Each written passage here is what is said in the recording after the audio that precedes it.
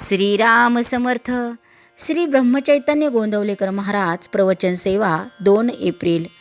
सद्गुरू श्री ब्रह्मचैतन्य गोंदवलेकर महाराज आम्हाला सांगतात की सत्संगतीचे 2 प्रकार आहे. सत्संगती अशी अपूर्व काम करणारी आहे. संतांची संगत 2 प्रकारे होऊ शकते. 1. संतांच्या देहाची, दुसरी संतांनी सांगितलेले साधन करीत राहण्याची. यापैकी पहिले म्हणजे संतांच्या देहाची संगती लाभणे फार कठीण आणि दुर्मिळ. कारण संत जरी खरा असला तरी त्याला ओळखणे कठीण असते आणि पुष्कळदा त्याच्या बाह्य वागणुकीवरून मनात विकल्प येण्याचा संभव असतो आणि एखाद्या भोंदूशीच गाठ पडली तर त्याच्या संगतीपासून नुकसान हे ठरलेलेच असते. म्हणून पहिला म्हणजे संतांच्या देहाच्या संगतीचा मार्ग हा पुष्कळदा धोक्याचा ठरण्याचा संभव असतो.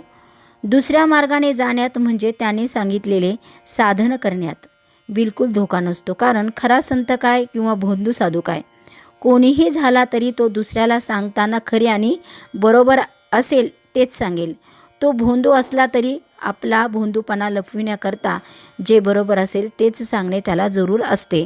साधकाने शुद्ध भावनेने ते साधन केले की सत्संगतीचा फायदा मिळून त्याचे काम मात्र होते.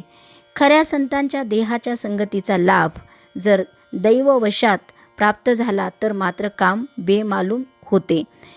ज्या वाहनाचा आपण आश्रय करतो त्या वाहनाचा वेग हा आपला वेग होतो. फक्त त्या वाहनात निश्चल बसून राहणे एवढेच आपले काम असते. तसे आपण खऱ्या संतांजवळ नुसते पडून राहावे. संतांच्या संगतीत आपली कृती अशी काहीच नसते, नुसते अस्तित्व असते. त्यामुळे अहंकाराला वाव न राहून वासनेचा क्षय व्हायला फार मदत होते. तुकाराम महाराजांनी देवाजवळ धनसंपदा मागितली नाही, मुक्ती देखील नको असे म्हटले. ते फक्त संत संगती दे असेच म्हणाले. संत संगाने नाम घेण्याची बुद्धी होते. बुद्धीची स्थिरता ठेवणे हे फक्त नामानेच साधेल. नाम जरूर तेवढे ठेवते आणि बाकीचे नष्ट करून टाकते. पण अनन्य भावाने नाम घ्यावे. नाम घेता घेता बुद्धीला स्थिरता येते आणि मग मनात विकल्प न येता संतांच्या देहाच्या संगतीचा खरा फायदा घेता येतो. सत्संगतीत कष्टाशिवाय ईश्वर प्राप्ती होते. संत संगतीत साधने आपोआप होत असतात.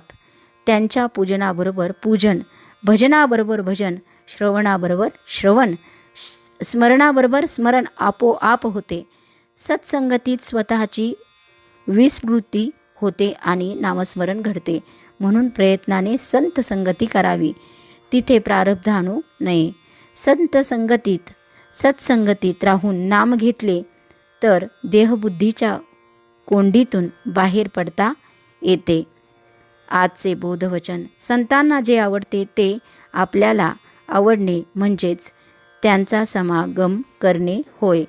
जानकी जीवन स्मरण. जय जय राम.